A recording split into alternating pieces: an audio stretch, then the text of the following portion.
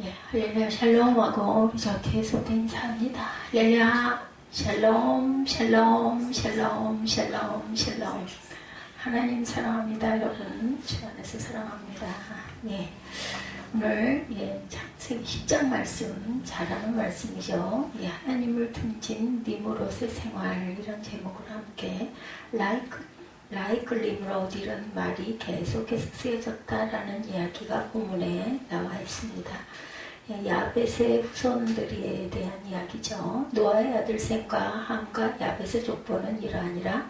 홍수 후에 그들이 아들을 낳았으니 야벳의 아들은 고멜과 마곡과 마대와 야윈과 두발과 메섹과 디라스요. 고멜의 아들은 하고 족보에 대한 이야기가 나와 있고, 오늘 본문은 6절에서 9절. 함의 아들은 구스와 미스라임과 북과 가나안이요. 구스의 아들은 스바와 하윌라와 삽다와 라마와 삽드가요. 라마의 아들은 스바와 드단이며, 8절에 보니 구스가 또 니므롯을 낳았으니 그는 세상의 천용사라.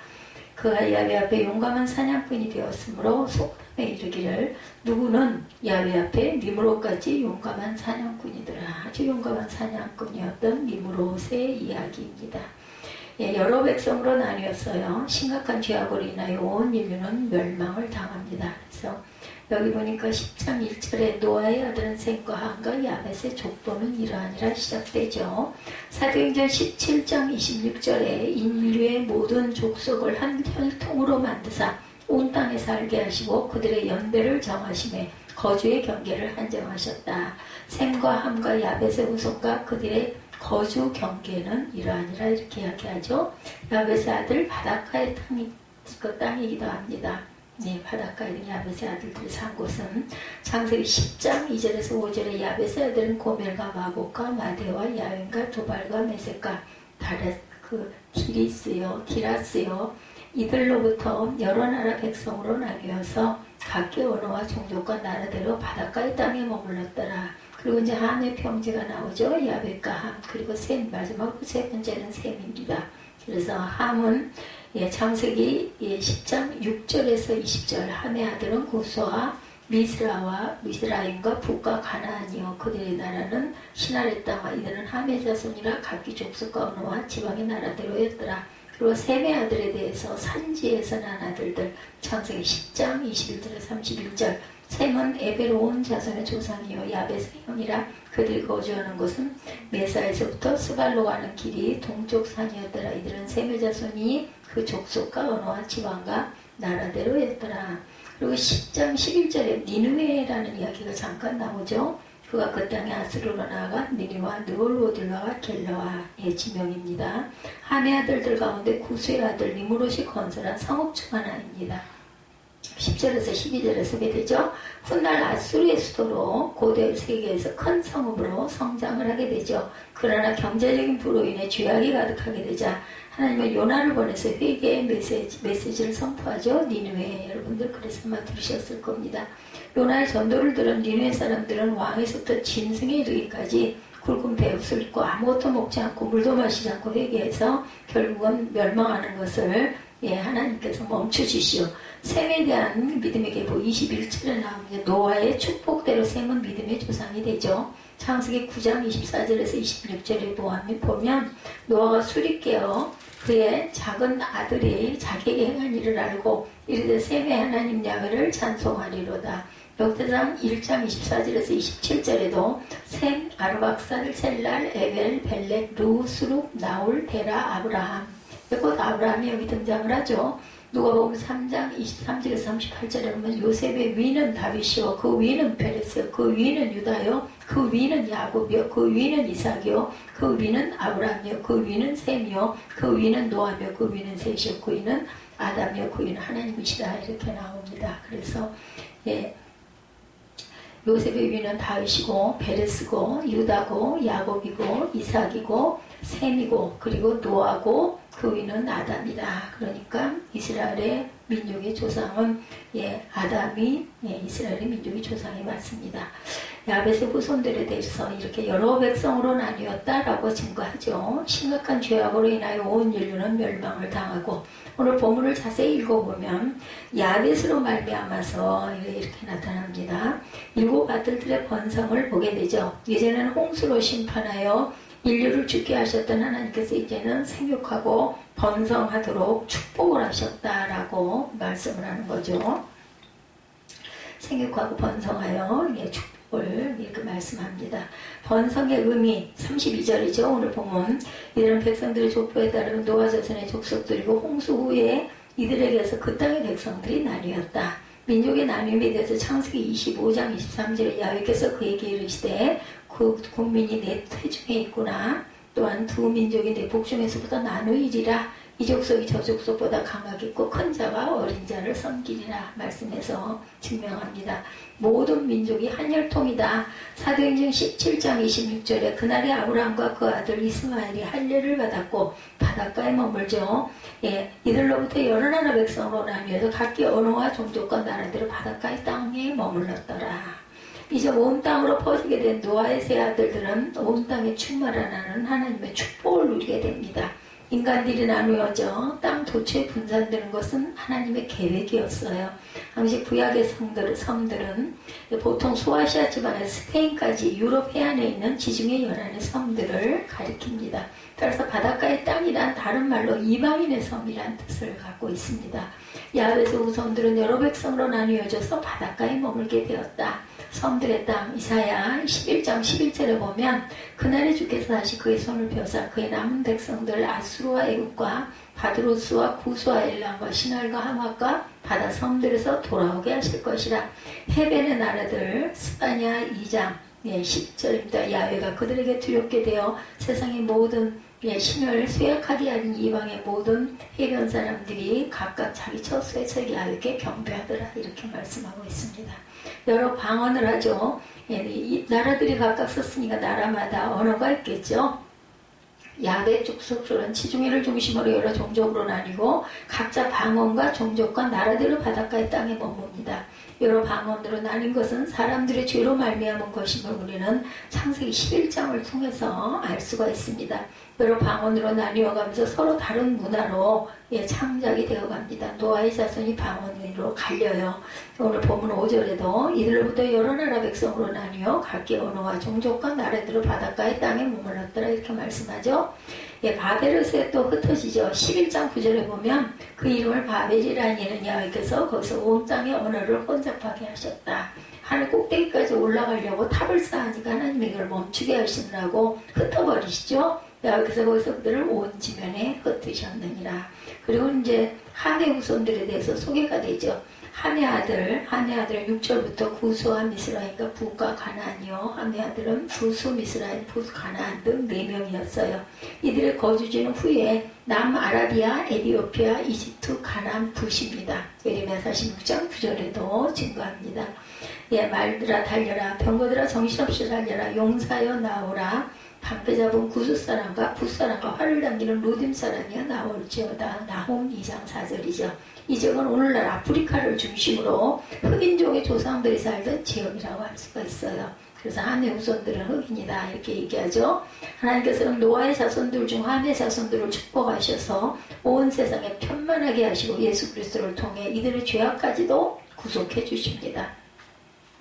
아비의 하체를 보게 됨으로 인하여 저주를 받는 창세기 9장 22절.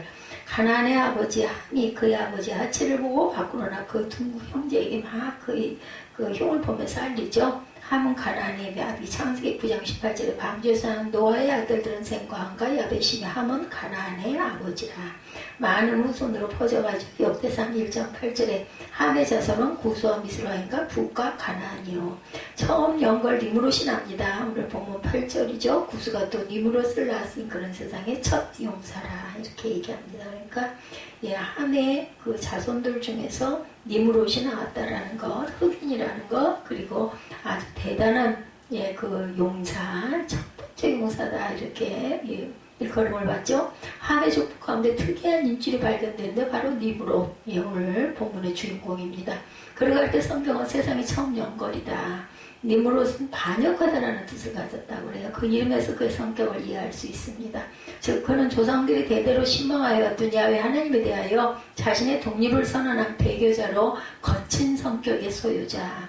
사냥꾼이니까 거칠겠죠. 예, 우리 야곱과 에서 중에서 에서가 사냥을 하죠. 사냥꾼이 되죠. 아수르의 영토에 거주한 자들이라고 미가서 5장 6절에 그들이 칼로 아수르 땅을 황폐하게 하며 니므롯 땅 어귀를 황폐하게 하리라. 아수르 사람이 우리 땅에 들어와 우리 지경을 밟을 때는 그가 우리를 그에게서 건져내리라. 성읍을 건설하는 부분 창세기 10장 10절입니다. 그의 나라는 신할 땅의 바벨과 에렉과 악갑과 갈레에서 시작되었더라. 이렇게 말씀하죠.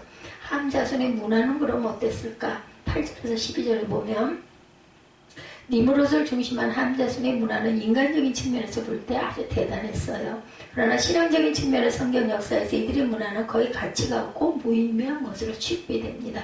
그들의 문화는 나아가 치욕적인 문화로 평가되고 하나님께 대항하는 문화로 간주됩니다. 더욱이 그들이 하나님의 백성들과 관계가 끊긴 후에는 성경에 거의 언급되지가 않습니다. 저주를 받은 자다. 창세기 9장 25절에 이에 이르되 가나안은 저주를 받아 그 형제의 종들의 종이 되기를 원하노라 하고 왜요? 아버지 하체를 보고 흉을 받기 때문입니다. 특이한 사냥꾼이라고 오늘 본문 9절이죠. 그가 야훼 앞에 용감한 사냥꾼이 되었으므로 속담에 이르기를 아무는 야훼 앞에 니므롯같이 용감한 사냥꾼이로다 하더라. 애굽 땅이 함의 자손의 땅이 되죠. 시편 105편 23절에 이에 이스라엘이 외국에 들어가며 야곱이 함의 땅에 나그네가 되었다. 이렇게 증거되어 있어요.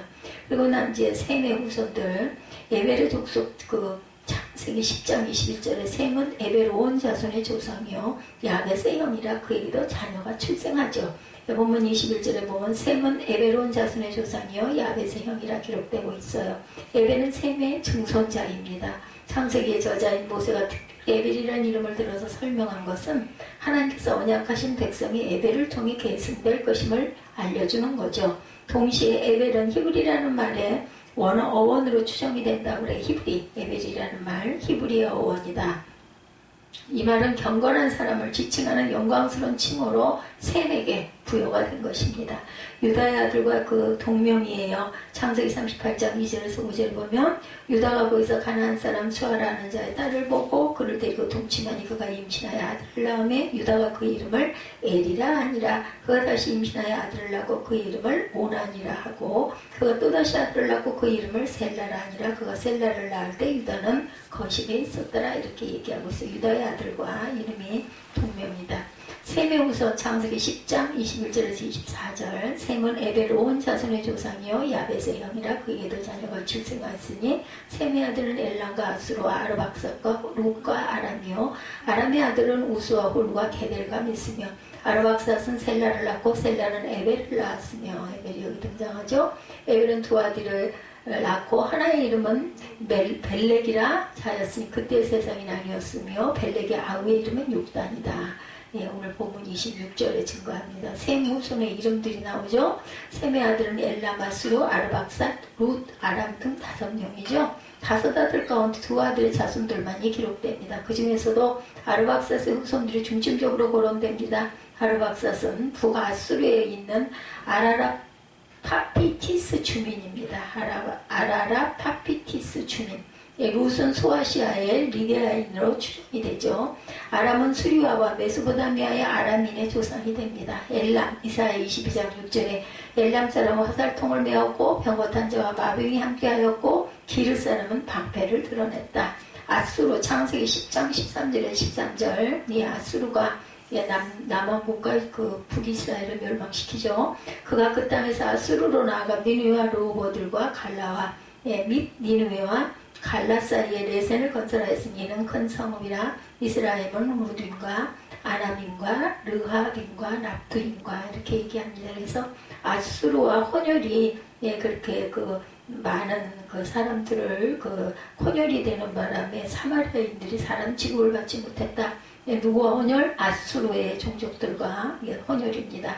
아르박삭 역대상 1장 17, 8절 셈의 자손은 엘람과 아수와 아르박사과 룻과 아람과 우수와 올라게들과 메색이라. 아르박사는 셀라를 낳고 셀라는 에벨을 낳고. 10장 22절에 보면 룻에 대해서 나오죠. 셈의 아들은 엘람과 아수와 아르박사과 룻과 아람이라. 아람에서 창세기 10장 23절에 아람의 아들은 우수와 훌과 게델과 맞으며. 에벨의 두 아들은 벨렉과 욕단이다. 장남인 벨렉의 이름은 나눔을 의미합니다. 예, 차남인 욕단은 작다라는 뜻을 갖고 있어요. 이 두 형제에게서 아브람 계통의 혈통과 아라비아 계통의 혈통 욕단이 서로 분리됩니다. 벨렉 창세기 11장 16절에서 18절에 셈의 자손은 엘람과 아수와 아르박사과 룻과 아람과 우수와 훌과 게들과 메색이라. 그의 아우의 이름은 욕단이다. 이렇게 얘기하죠. 욕단에 대해서 욕단이 알모닥과 셀렉과 하살마와 예리와 하도론과 우살과 딜글과 에발과 아비마벨과 스바와 오빌과 하벨과 요밥을 낳았으니 욕단의 자손은 이상과 같으니라. 이렇게 결론이 10장 내용 전체 내용들이죠. 10장은 홍수라는 대심판 이후에 한 조상으로부터 인류가 어떻게 퍼져나가는가 이것들을 보여주죠. 따라서 역사적으로 정치적으로 지리학적으로 인종적으로 아주 중요한 기록이 10장입니다.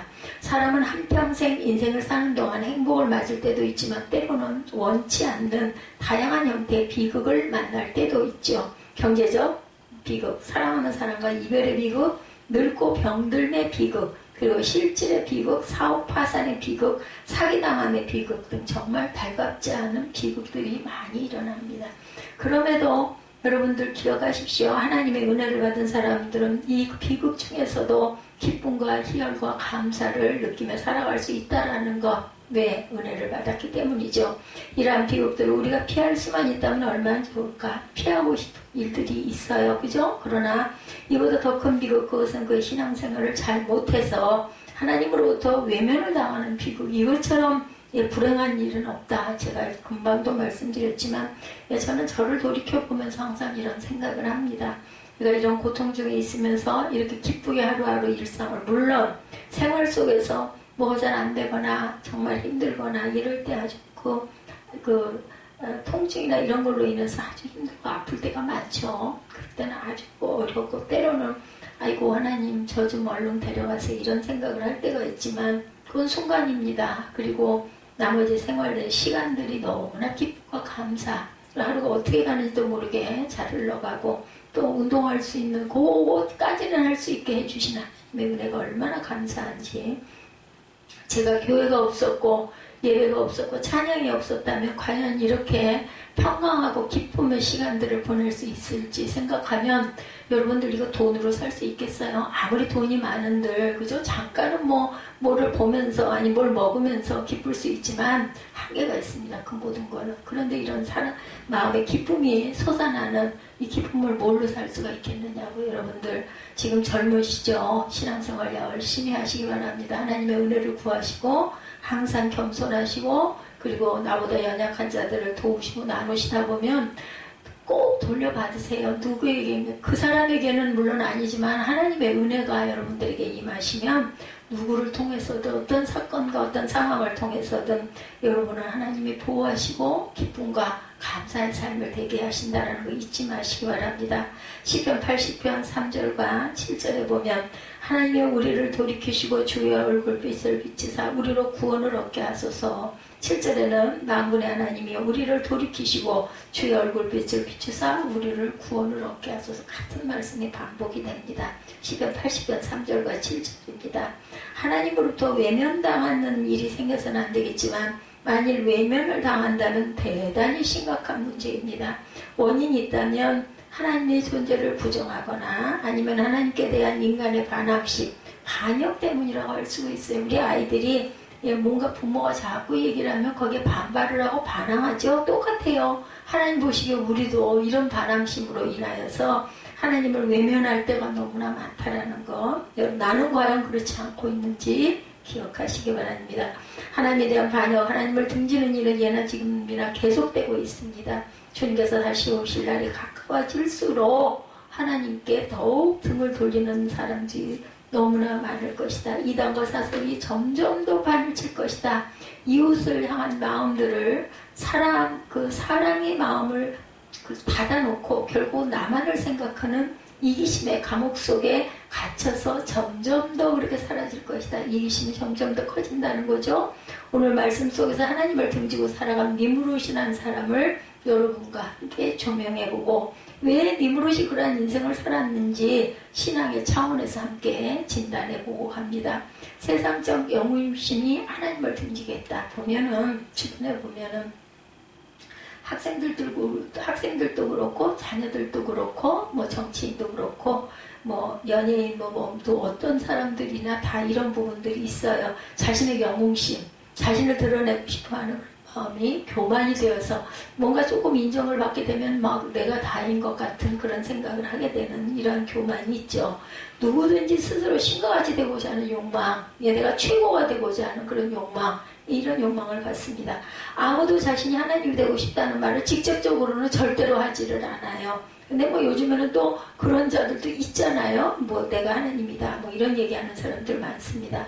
자신의 부족을 인정하지 않고 절대성을 주장하는 사람, 나만 같아라, 나를 닮아라 뭐 이런 사람, 나를 따르라 뭐 이런 얘기를 많이 해요. 근데 누가 인정해 주는 게 아니라 자기 자신이 나를 능가할 사람은 없다. 내가 그래도 이래서 이런데 이것만 아니면 내가 정말 무엇보다도 최고야. 이런 생각. 사람들을 다스려야만 직성이 풀리는 사람은 영웅심으로 잔뜩 부풀어 있는 사람들, 이기주의자가 되고 독재를 휘둘리게 되고 누구에게 가장 가까운 가족에게 막 그런 그것을 행사하려고 하죠. 본문에 하나님과 같이 되고자 했던 최초 인간 니무롯이라는 사람이 등장하죠. 8, 9절에 니무롯이는 어떤 사람인지를 설명하고 있습니다. 구스가 또 니무롯을 낳았으니 그는 세상에 처음 영걸이라 그가 야훼 앞에 특이한 사냥꾼이 되었으므로 속담에 이르기를 아무는 야훼 앞에 니무롯 같은 특이한 사냥꾼이로다. 이 말이 다 생길 정도예요. 영걸이란 무슨 뜻이겠어요? 줄여서 여러분들 한문자를 보시면 금방 이해가 한문이 참 이런 부분은 도움이 줘요. 영웅호걸, 영걸, 그죠? 영걸입니다. 영웅호걸. 우리는 보통 영웅하면 역사에 길이 빛나는 훌륭한 인물을 머리에 떠올리죠. 그러나 세상에는 한 국가와 한 세대를 망치는 폭군들도 많이 있었어요. 자칭 영웅이라 칭하는 사람들, 히틀러, 그죠? 무솔리니, 스탈린 같은 포악한 정치가들이 이에 속합니다. 니무롯, 반역한다. 오죽하면 이름의 뜻이 반역한다. 이름을 잘 지어야 합니다. 그래서 그 이름처럼 되어가요. 그래서 수천 번, 수만 번 우리 살면서 우리가 아이의 이름을 짓고 나면 부르잖아요. 그리고 주변에서 부르잖아요. 많은 사람들에게 드러나잖아요. 이름 석자가. 그렇게 되기 때문에 이름의 뜻이 굉장히 중요하다라는 걸. 폭력을 행사하는 사람이 됩니다. 반역하다라는 뜻을 가졌으니까. 폭력계의 대부라는 말로 니무롯은 하나님을 반역하는 세력을 상징하는 바벨론 제국의 창설자이기도 합니다.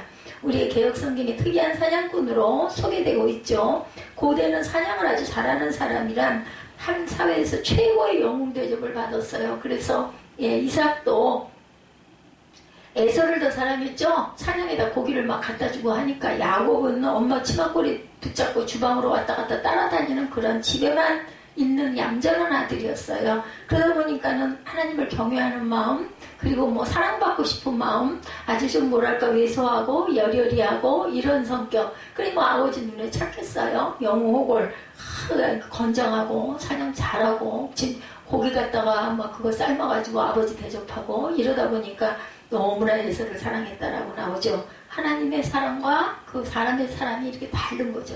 그 사람이 되게 통치자가 됩니다. 9절에 야훼 앞에서 특이한 사냥꾼이라는 수식이 붙어있는데 한번 같이 읽어보죠. 하나님이 인정하는 사람처럼 느껴질 것인지.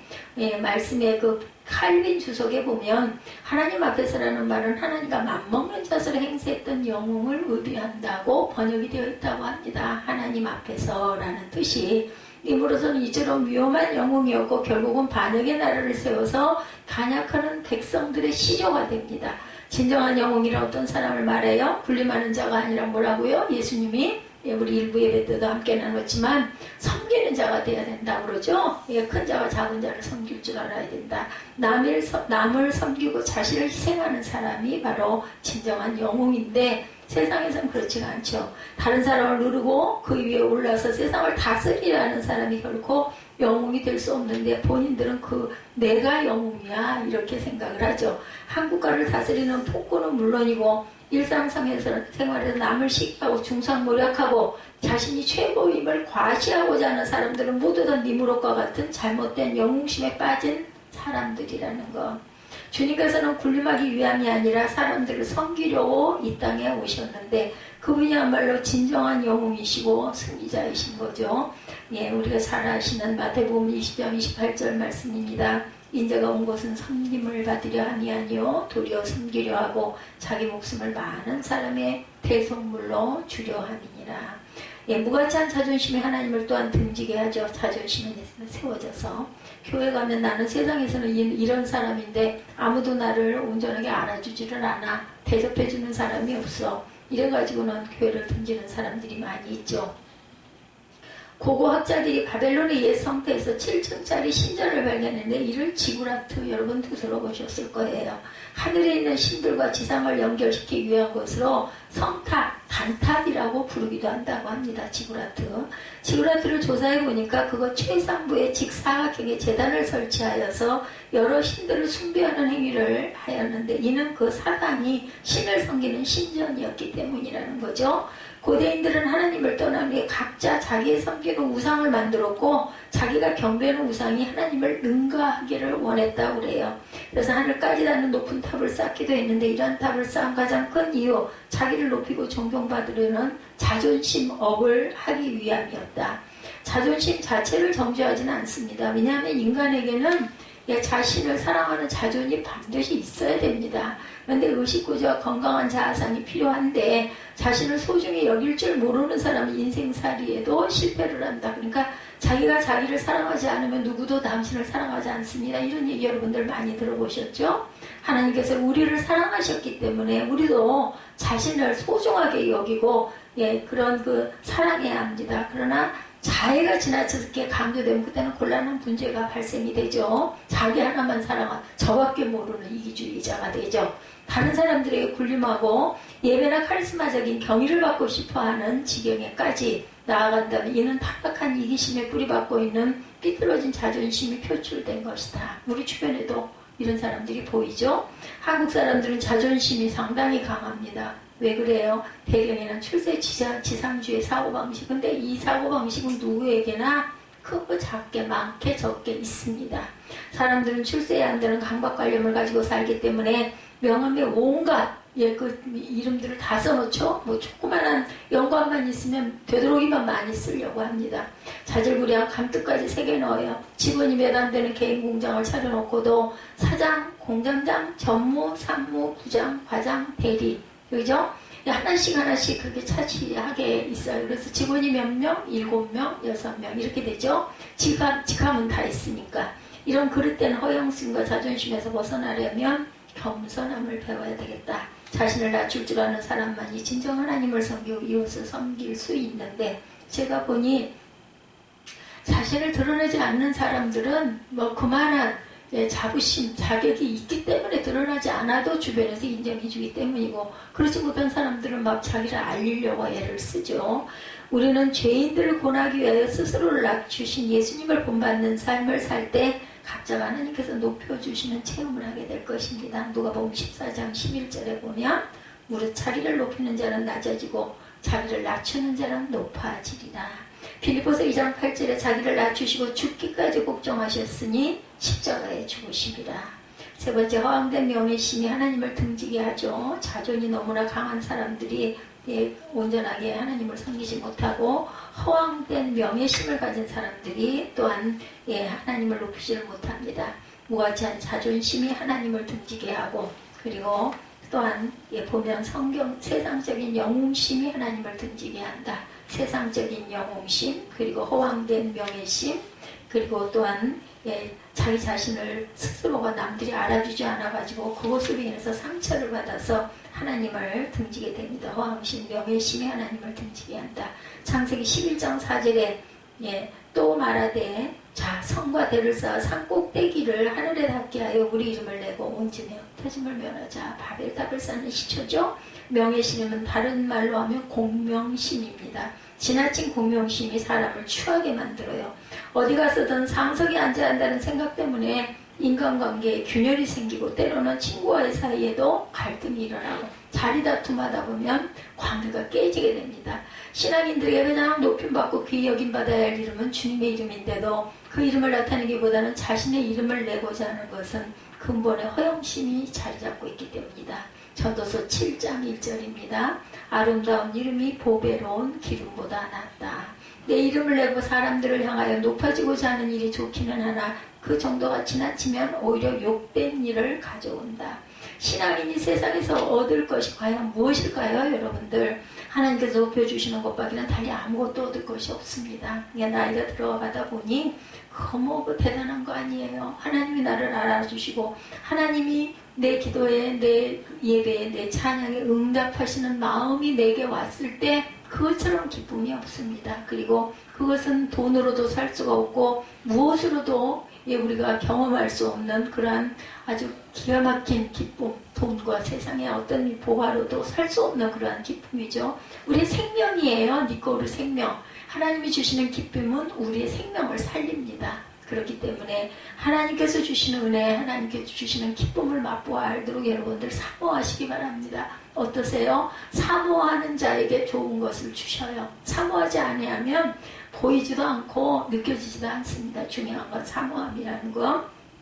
우리에게는 예수 그리스도의 이름보다 중요한 것이 세상에 없어요. 우리가 주님의 이름을 높이고 찬양할 때 기쁨을 얻고 우리가 주님의 이름으로 간절히 기도할 때 하늘 문이 열리는 기도의 은혜를 체험합니다. 이 놀라운 주님의 이름을 부르는 사람은 자기 이름을 드러내는 세상적인 명예욕에서 벗어나서 자기 이름이 아닌 주님의 이름을 세상에 전파하며 살게 되죠. 이런 사람은 참 진리고 생명이 되시는 주님께서 세상 명예에 현혹되지 않도록 믿음을 굳게 붙잡아 주십니다. 베드로의 믿음에 떨어지지 않도록 붙잡아 기도해 주신 것처럼, 그렇죠? 누가복음 22장 31절에 시몬아 시몬아 보라 사단이 밀가부로 득하려고 너희를 청구하였으나 그러나 내가 너를 위하여 내 믿음이 떨어지지 않기를 기도하였노니 너는 돌이킨 후에 내 형제를 굳게 하라. 내가 너를 위해 기도할 테니 너는 너희 형제들을 굳게 세워라. 이렇게 말씀하시죠. 믿음의 사람은 주님을 위하여 살아가는 사람이고 그리스도를 본받아 하나님과 이웃을 사랑하고 섬기는 사람들입니다. 그리스도를 심령에 품고 사는 사람들은 니무롯처럼 부패한 영웅심이나 삐뚤어진 자존심이나 헛된 명예의 욕에 사로잡히지 않습니다. 하나님께 반역함으로 인해 이웃과 단절되고 소외되는 불행을 겪지 않고 오히려 좋은 날을 바라보며 믿음으로 살아가게 된다는 것. 9절에 그가 야훼 앞에 특이한 사냥꾼이 되었으므로 속담에 이르기를 아몬은 야훼 앞에 니무롯 같은 특이한 사냥꾼이로다 하더라. 그가 얼마나 하나님 앞에서 무례한 권세를 부리고 폭력을 좋아하는 자가 되었으면 속담에까지 등록되는 그러한 인물이 되었겠습니까?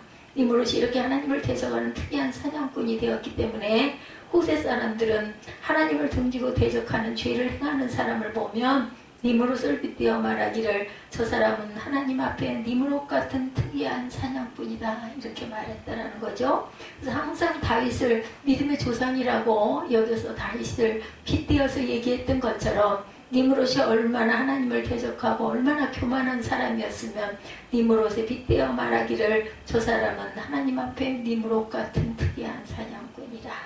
허황된 허영심이 하나님을 대적하고 하나님을 등지는 길로 이끌고 말았으니 얼마나 비극적인 삶입니까?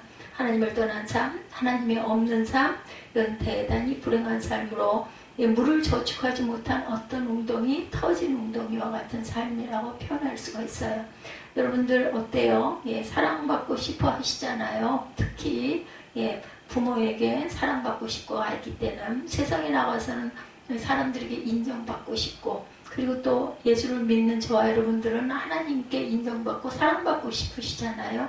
그러면 성경에 답이 있잖아요. 나를 사랑하는 자, 내 뜻대로 행하는 자라야 내가 너희를 높여주리라고 말씀합니다. 하나님의 뜻대로 행하시고 하나님의 기뻐하시는 일이 무엇인지를 다 아시잖아요. 맛보아하는 삶, 살아가는 삶을, 섬김의 삶을 사시는 저와 여러분들이 되시기 바랍니다.